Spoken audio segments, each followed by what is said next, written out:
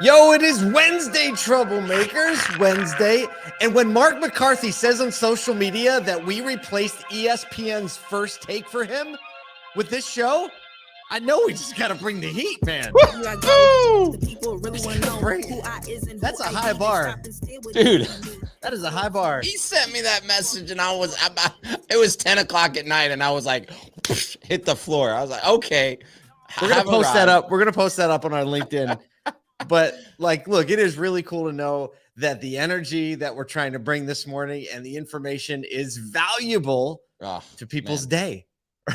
It's so good. And here's the thing. We put our heart and soul into it. Like we wake up, we start sharing articles, we start sharing stuff right in the morning. We take stuff from the previous day and we just pack in as much energy, as much information, as much like thoughts and ideas to kind of like get your day going. And we just want it to be that for so many people. And so it's a thing. Good morning, Melvin. Good morning, Colby. Good to see you here popping in on the live streams.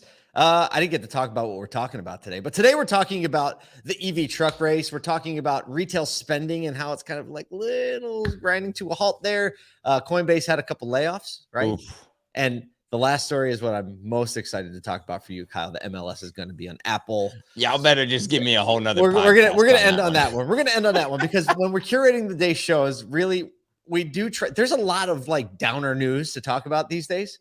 Right. And no one wants to show up to hear about the downer things, right? So maybe if we talk about the bad news in a good way, I'm just kidding. It's a little for all of you Robin Hood Men in Tights fans out there, you'll know exactly what I'm talking about. But no, I mean, we have to talk about the real news, but at the same time, we get to talk about some fun stuff. So we always try to like bring a little balance to the force in the morning show. But so before we talk about that, we gotta talk about ASOTU for just a second.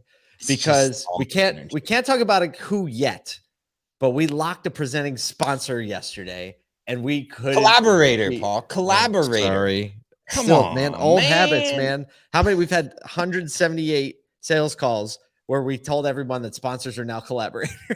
Right, and I say like, we got a sponsor. No, we got a collaborator, and I'm really excited because this is what's cool. We get around the table with so many people, industry partners, and they're like, yeah, that's actually what I want to do. They are tired of the, like, just put my name on a banner. There's something active about the way that brands want to be recognized. And I think that dealers are also acting in that way. They're not like, we just want transactions. We want to be recognized as something that you remember. And so for us to kind of give that to the industry, hopefully, and give some of that impetus, we're really excited about that. So we have a presenting collaborator that is, we're in the final stage of just locking in some details. We have a bunch of other collaborators that have already signed up, and we have some really fun and incredible activations from our collaborators into this event. It is going to be anything but normal, anything but standard. We're starting to release some information about the venue. We're going to release some videos really soon where we're going to do walkthroughs of all the rooms we're going to be. And so if you haven't yet, unfortunately, if you're an industry partner and you're not an event collaborator / sponsor, tickets are very, very limited because we only have 600 seats, 400 of them automatically allocated to dealers.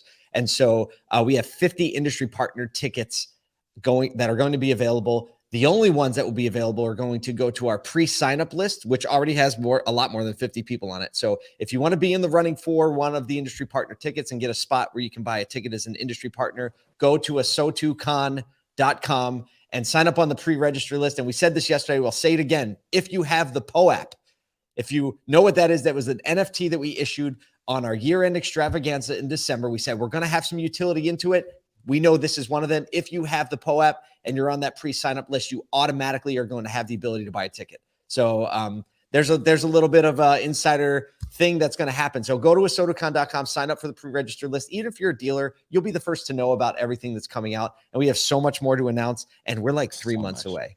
3 months.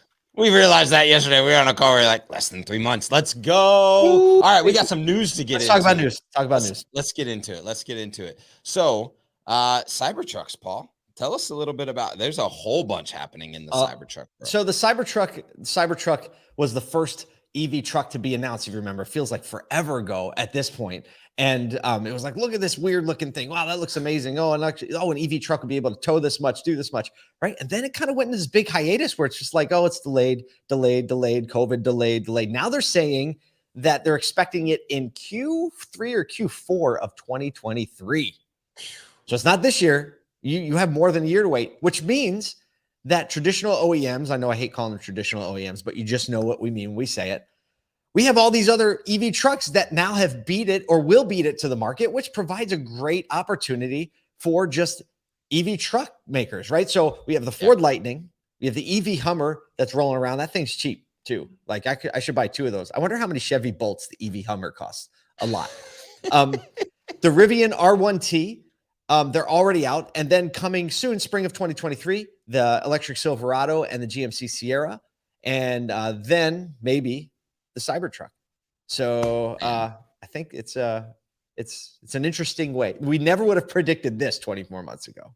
No, you wouldn't have. And what I really think is interesting is some of these new OEMs that are coming into the market are recognizing just how hard it is to scale manufacturing, right?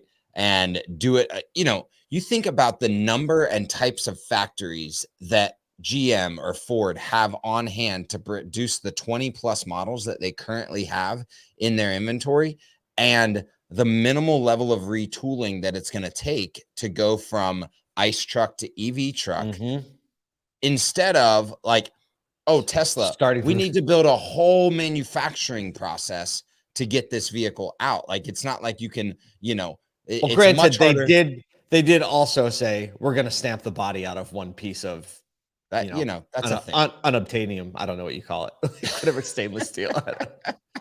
Right. But still, your point holds. Yeah. It's like all of the production, all of the manufacturing, all of the supply chain management, all of the distribution model is just something that, you think about kind of taking the cue and then leapfrogging is a real opportunity. And actually, you know what? Back to ASOTUCon, we're really excited to most likely have Jim McKelvey there at speaking. And, I maybe shouldn't have announced that yet. But even if he's not, the book, The Innovation Stack, has really been impactful to us. And this is a place where legacy OEMs, as well as like dealerships, have the opportunity to go, let me pull the best from all these worlds, pull it together, and then look at the competition and go, great, now I can move forward. We've been talking about this a lot, actually, in the idea of like a siloed approach to technology or a multi-conglomeration of technology that actually allows you to be more impactful in the customer experience. And OEMs are taking that from the EV perspective. Yeah, so absolutely. That's the takeaway for me. Right. It's use as many things as you can that already exist and stack them in a new way. And for OEMs, there are a lot of things that already exist for them, right? That just aren't available to the other manufacturers. So, there's also a few other things in the article that we linked up, Auto News article, some leaked photos of the interior of the Cybertruck that, kind of show a little bit of the center instrument cluster, or the instrument cluster that we hadn't seen before. And, so there's a few links in there in the show notes or in the podcast notes. You can definitely bet on the fact that Apple CarPlay 2.0 is definitely a part of it. It's part of this. That'd be an interesting collab. I don't know. Do they play well together? I guess. Yeah. I don't know. I guess I don't know. Actually, I don't know enough about the Tesla operating. Maybe we have the Tesla phone coming out at the same time as the Tesla truck. Who knows? Good grief. It comes with it. Okay. Moving on. So Wall Street Journal article today, economists surveyed by the Wall Street Journal predicting that retail spending growth is slowing or will slow to a near stop. And they think the report is coming out today. And we'll find out what the actual number is, but the prediction is that it's going to show that retail spending has stopped growing, right? Or is, dropped back to almost 0.1% or something like this. And this is a poll really based on a measurement of spending at online, at retail stores, in restaurants. And, the report comes out today. So we'll see about that. And I think just to clarify, it doesn't mean that consumer spending is stopped. It just means that the growth has stopped. Right. So it's just leveling out. It's like, okay, we're just continuing as things are, because over the past couple of years, we've seen this increase continually of consumer spending, meaning people are taking those disposable dollars and spending that at a higher rate every single month, and that's slowing to like a leveling off, like a plateauing. Well, essentially. a plateau is one way to think about it. You know how it just visually in my mind, as you were kind of doing this with your hand, you know those rides like the Buccaneer ship that you go on and it just swings from one way and it swings another way. And if you've ever been on that thing, you know what that moment is when you get to the pinnacle and it slows and then it stops. You know what comes after that, right? The other direction. So yes, we're either plateauing or we're just at the tip of that thing, and that Buccaneer ship's about to head down the other way. They gave a great example in this Wall Street Journal article. I'm going to read it from there. Of a gentleman named Logan Bell, who's 33 years old, works in Chicago as a bartender and substitute teacher. He said he's driving for only essential reasons now, such as commuting to work so he can save money on gas. He said he's watching his spending at the grocery store by cutting down on purchases of red meat and opting for cheaper alternatives such as pork and non-organic chicken. So that's just, I thought that was just like a real, like a human element of like, hey, this guy is actually, these is how his behaviors are changing, right? Gas is too expensive. The grocery store, he's got to watch his budget when maybe he was just spending more freely before. And I think all those things added up together just indicate, people paying attention. So honestly, at 8:30, here's what's weird. And I'm just going to encourage people on this one, right? Is like all the reports from like banks, credit cards, all of the places are still saying there is a high level of disposable income in the market, or disposable like net assets, right?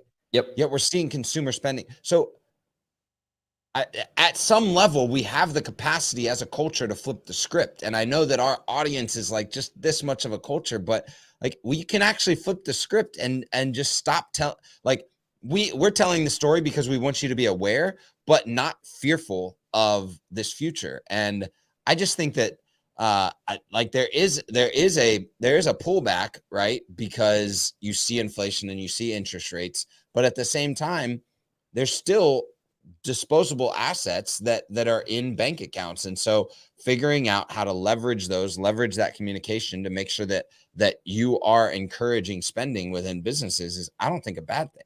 No, I don't think so either. And situations across economic scales are very different, right? Sure. And unfortunately, situations like this hit the lower income levels the hardest, the first, right? And then, but what you usually see is like, and so really the question is, how deep does it go? Because like you said, the article also does mention, that this gentleman has like a nest egg of savings. Funny that you mentioned that. Right. He said that like, you never know in case like another COVID-like thing happens. Right. So I think it obviously changes people's mentality. Like your grandparents, right? They would save everything. They wouldn't waste anything because they lived through a period where they didn't have a lot. Right. So you're just going to see the mindset change. We talked about this yesterday, and we're going to keep beating the drum, is that the takeaway from stuff like this is that for dealers, like affordability is like just becoming the most important thing when it comes to inventory. Right. And the things you can control, specifically used car inventory, having the inventory and do what you need to do to get the inventory that actually matches the mentality and the economic status, or the economic, at least mindset, of the people in your market. No two markets are the same, are really going to be something that you can control that in the end will win. All right. So we're going to go from some, I'm not going to go bad news. We're just going to go from some news to some other news. No, Coinbase, we talk about crypto a lot, right? Coinbase laid off a fifth, 1/5, 20%, or 1,100 people from its workforce. Nuts. And because they've scaled. Oh, so I thought, so there's a company memo, and I linked it up in here. I got question marks on this one. I couldn't link it up, but this might change. So, okay. So CEO Brian Armstrong said, I take accountability. We scaled too quickly, too aggressively, and now we have to control our expenses if we're going to make it. And I did link up the memo that he sent out, because at first glance, they actually released this memo and then basically turned off the email accounts of anyone who was going to be let go, and they notified them specifically through their personal email account. Right. And I was like, wow, that's harsh. Right. And then I read this, and I thought that it was a really great way to empathetically handle a tough situation, right? Scaled really quickly, all this momentum and frenzy, they got sucked up in it. Now they have to scale back so they can be operationally efficient and weather the storm. And he said, if I'm going to read this for a second, because I think it's cool. Like, it's just a cool lesson. If you're affected, you will receive this notification in your personal email because we made the decision to cut access to Coinbase systems for affected employees. I realize the removal of access will feel sudden and unexpected, and this is not the experience I wanted for you. Given the number of employees who have access to sensitive consumer data, it's unfortunate. It was unfortunately the only practical choice to ensure that not even a single person made a rash decision. And then he goes on to say everyone affected will have a minimum of 14 weeks severance, plus an additional 2 weeks for every year of employment with Coinbase, 4 months of health benefits, and access to Talent Hub to help you find another place. You are all so talented, and I know you'll find a great place, and we'll do everything we can to help you. Not just access to Talent Hub, where members of Coinbase's team will work to connect you with open positions at other firms, including portfolio companies from Coinbase Ventures and other top crypto VC funds. Bingo. So it is the most active you could possibly be. And I get like the data access that a person has at Coinbase, like cutting off that email. If you start to look at it objectively, potentially dangerous. Absolutely. Yeah, it only takes one, right? Yep. It only takes one and your headline everywhere and millions of people could be affected. It was really a responsible thing. So at first I winced a little bit at the headline. And then actually when I read it, I was like, that's actually pretty good leadership move. I mean, anyone who's been a leader knows that you have to make decisions, that everyone's not going to agree with those decisions. And if you lead with care and empathy, you know, I mean, that's sometimes all you can do, right? It's just the way it is. So there you go. We got all that stuff out of there, right? Look, let's talk about something. Let me just say, let's finish this. Get to that. Put a bow on it. Put a bow because like Brian Benstock, David Spizak, two friends of ours have consistently, and this has kind of started to become a phrase that a lot of automotive is using and a lot of just every business is using, is fix the roof while the sun is shining. And I think that like right now, Coinbase is kind of and other companies are a leading indicator of the clouds coming, right? In some way, right? It doesn't matter what it is. At minimum, interest rates are going up. And so there is some cloud in consumer affordability or purchasing behavior, right? So if you haven't started fixing the roof, now's a really, really good time. That's what we're trying to say.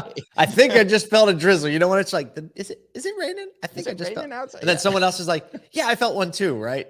We're there. Yeah. We are there. That's a really great point. So like in the times of volatility, right? Takeaway, the fundamentals always win. Yes. Fundamentals win in volatile times. And hey, they're volatile times if you haven't noticed. All right, the last story. I've been saving it to the end because I knew we were going to need it after all that. Oh man. I'm going to let you do this one because I just got excited for you. Because you're a killer soccer fan. You know, I like all of the social media things that are associated with soccer find their way to the top of my feed 100% of the time. It's like, and that advances over automotive just because I'm so passionate about it. And yesterday, MLS and Apple announced that Apple acquired the rights to 10 years of exclusive streaming. Now, I'll give the one issue and then all the good. The one issue is they have we'll talk about what it is. Yeah, they've pulled back on all local broadcast networks. So you know, there is the loss ratio on like local broadcast networks and those providers being able to play these games in a local sphere. But I'm just convinced that the experience on Apple and the attention to like the global brand of soccer and bringing it to MLS is just going to be so right. Like, I think they're going to do some cool stuff experientially. The notification network around the whole brand is going to be really cool. And shoot, it's a perfect brand match because of the type of fan base that follows soccer typically is a very kind of like innovative, forward thinking, typically younger demographic, especially in America. And I just think that for soccer fans, for MLS, it is absolutely the right move. And look, here's the thing. This is like locking in a TV partnership for the NFL 15 years ago, right? In like a height of TV viewership growth. To be locked in for 10 years is like hedging against so much ad sponsor dollars. It is nuts with the level of growth in soccer right now. So in case you missed it in the midst of all that passion, the layman's terms are that if you want to watch a soccer game, you'll be able to watch it in one place with one subscription in the Apple ecosystem for 10 years. So wait, there's more. And this is where like businesses have to get on hey, this. Billy Mays, we're going to do this. Businesses have to get this, right? Apple is giving access to the streaming service in the Apple app to all season ticket holders. So watch, that's my favorite part. Increase season ticket holders and you increase subscription services, which on both sides increases access to sponsor ad dollars. And it just increases the awareness of the brand and the sport in general, right? Nuts. You think of like, how do you get people to be a soccer fan, right? Because that's where, like, yeah, you can buy the rights for the existing base, but the hedge and like the investment saying like, hey, like 10 years from now, we're still going to have a lock on this thing, or at least 9 years from now. But just think of how old your kids are going to be in 10 years. I know. Dang, my life is going to be way different in 10 years. But one thing won't be different. I can watch MLS on Apple, which if my life doesn't change will mean my life doesn't change at all. But I'm thinking, I really do have this hunch that like I'm gonna like get into soccer. I just have the feeling. I mean, maybe it's because we're together, but you said soccer people are my people, and I can get that. I know we took you on a little bit of a trip today, but that's okay because Wednesdays are good for trips. So go out there, think about these things, but don't panic, right? Just do and control the things you can do, and go to ASOTUcon.com and pre-register because we want to see you in September.